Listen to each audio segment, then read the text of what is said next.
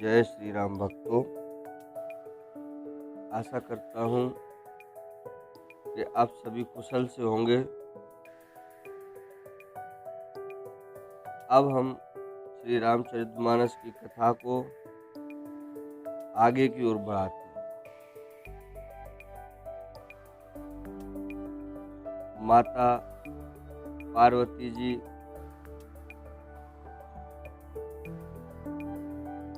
या कह लो सती जी भगवान शंकर से कह रही हैं, हे प्रभु, मेरे पिता के घर बड़ा उत्सव है। यदि आपकी आज्ञा हो तो हे कृपाधाम, मैं आदर सहित उसे देखने जाऊं। शिव जी ने कहा, तुमने बात तो अच्छी कही, यह मेरे मन को भी पसंद आई, पर एक शंका है। बोले, कैसी शंका है?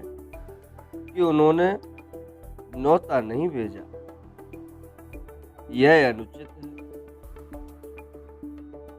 दक्ष ने अपनी सब लड़कियों को बुलाया है, किंतु हमारे बैर के कारण उन्होंने तुमको भी बुला दिया। अब बैर क्या था?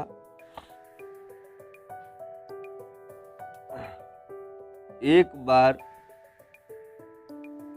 ब्रह्मा की सभा में वो भगवान भोलेनाथ से अप्रसन्न हो गए थे। कौन? दक्ष जी। उसी से वे अब भी भोलेनाथ का अपमान करते हैं। भगवान माता भवानी से कह रहे हैं, हे भवानी, जो तुम बिना बुलाए जाओगी तो न शील स्नेह ही रहेगा और न मान मर्यादा ही रहेगी। यद्यपि इसमें संदेह नहीं है कि मित्र, स्वामी, पिता और गुरु के घर बिना बुलाए भी जाना चाहिए,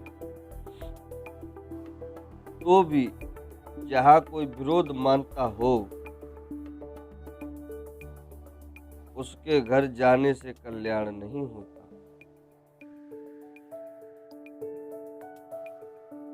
शिव जी ने बहुत प्रकार से समझाया। अब स्वयं शिव जी समझा रहे हैं, तो हे भक्तों, आपको भी इस बात को समझना चाहिए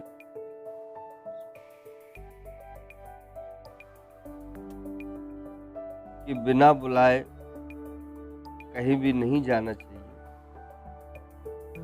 स्पेशली तब जब वो व्यक्ति आपसे विरोध मानता हो।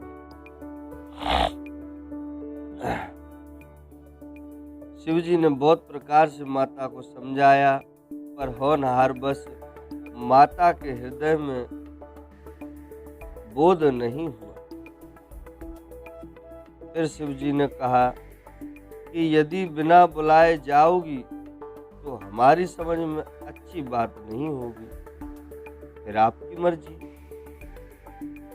शिव जी ने बहुत प्रकार से कहा, समझाया, बुझाया, किंतु जब माता जी किसी भी प्रकार नहीं मानी, तब भगवान महादेव जी ने अपने मुख्य गणों को साथ देकर उनको विदा कर दिया। अब माता जब अपने पिता दक्ष के घर पहुंची, तब दक्ष के डर के मारे किसी ने उनकी आवाभगत नहीं की। केवल एक माता भले ही आदर से बनी, क्योंकि माता दुनिया का प्रतिकार सह सकती है, परंतु अपनी संतान से विमुख नहीं हो सकती।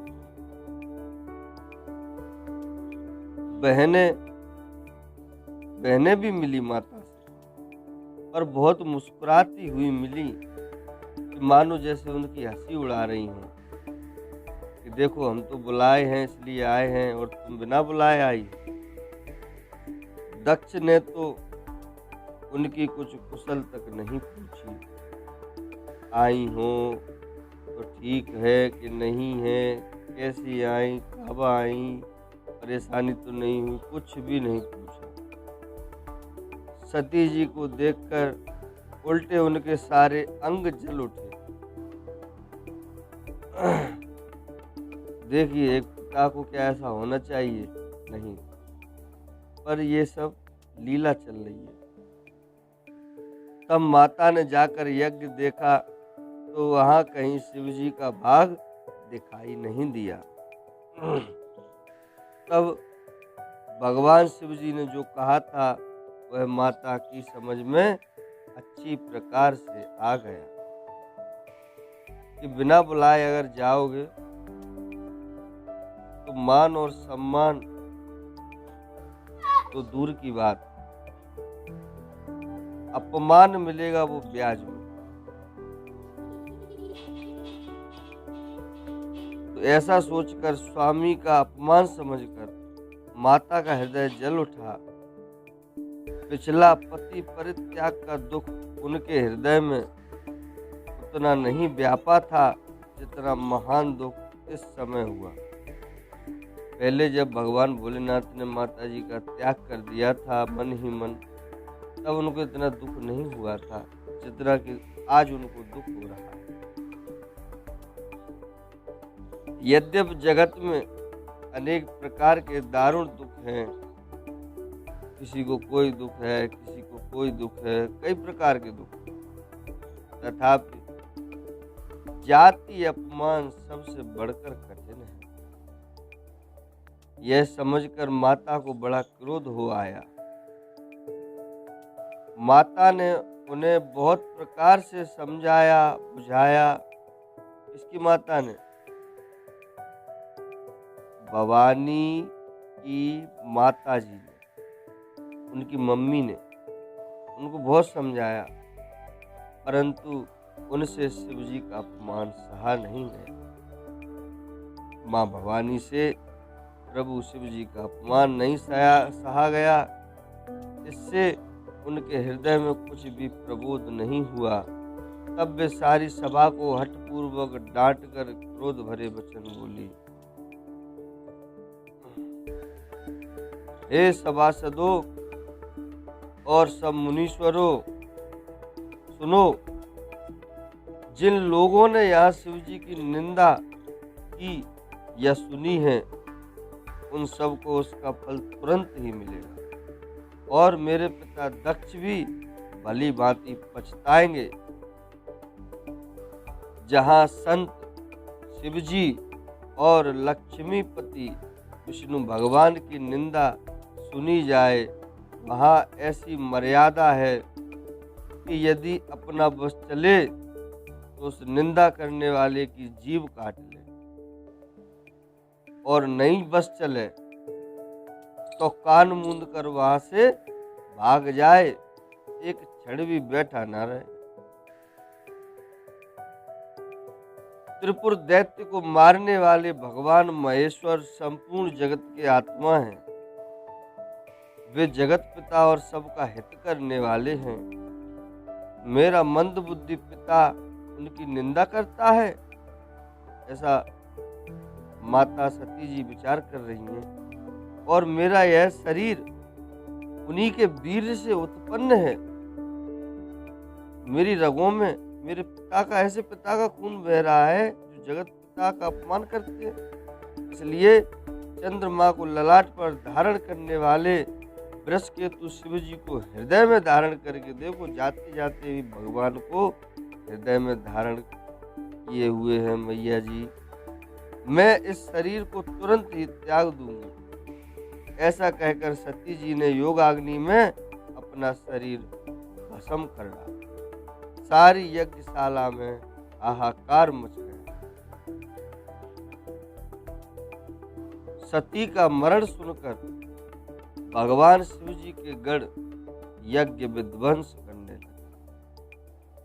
यज्ञ विध्वंस होते देखकर मुनीश्वर भृगु जी ने उसकी रक्षा की। ये सब समाचार भगवान शिव जी को मिले। तब उन्होंने क्रोध करके वीरभद्र को भेजा।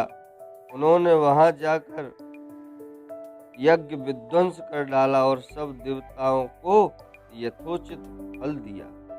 इसने वीरभद्र ने दक्ष की जगत प्रसिद्धि वही गति हुई जो शिवद्रोही की हुआ करती है। यह इतिहास सारा संसार जानता है, इसलिए मैंने संक्षेप में वर्णन किया है। बाबा तुलसीदास ने इस कथा का संक्षेप में वर्णन किया है, क्योंकि इन बातों को सब लोग जानते हैं। सती जी ने मरते समय भगवान हरि से यह वर मांगा कि मेरा जन्म जन्म में शिव जी के चरणों में अनुराग रहे।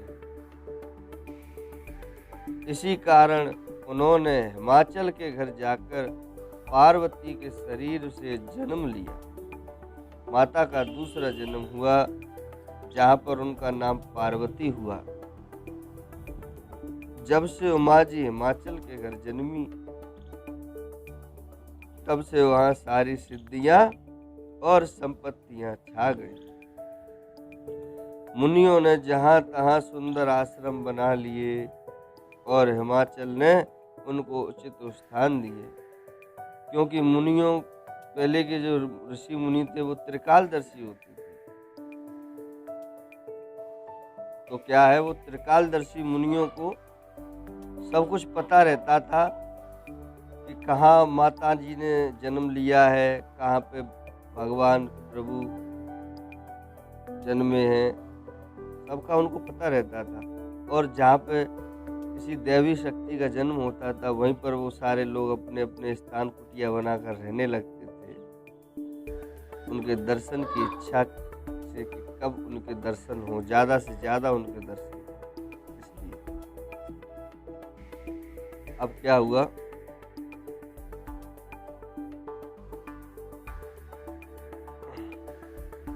उस सुंदर पर्वत पर बहुत प्रकार के सब नए नए वृक्ष सदा पुष्प फलयुक्त हो गए, और वहाँ बहुत तरह की मणियों की खानें प्रकट हो गईं। सारी नदियों में पवित्र जल बहता है और पक्षी पशु भ्रमर सभी सुखी रहते हैं। सब जीवों ने अपना स्वाभाविक वैर छोड़ दिया और पर्वत पर सभी परस्पर प्रेम करते हैं। पार्वती जी घर आ जाने से पर्वत ऐसा शोभायमान हो रहा है, जैसा राम भक्ति को पाकर भक्त शोभायमान होता है। अच्छा, एक राम भक्त को क्या चाहिए? राम भक्ति। ऐसे ही यहाँ पर है, पर्वत सारे पर्वत शोभायमान हो रहे हैं। उस पर्वत राज के घर नित्य नए नए मंगलोत्सव होते हैं, जिनका ब्रह्मादि यश गाते हैं। जब नारद जी ने ये समाचार सुने तो वे कौतुक ही से हिमाचल के घर पधारे। पर्वत राज ने उनका बड़ा आदर किया और चरण धोकर उनको उत्तम आसन दिया। फिर अपनी स्त्री सहित मुनि के चरणों में सिर नवाया और उनके चरणों तक को सारे घर में छिड़काया।